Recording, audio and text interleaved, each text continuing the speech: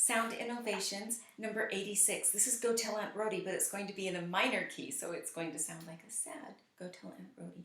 Okay, here we have a DC alpha A. So if you remember, we start at the beginning. We're going to play all the way to the end till we hit that DC alpha A. Then we go back to the beginning and play to the fin, which means finish. The top line of this is piano, so you're going to play it soft. The second line is mezzo forte, so it's medium, loud. Okay, we're just going to play this. We'll take this slow in this video, and then in the next video we'll take it up to tempo.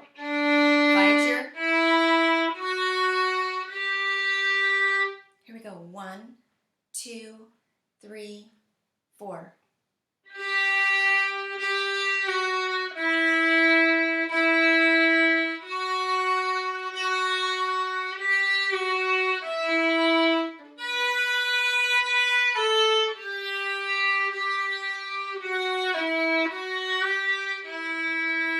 Second line.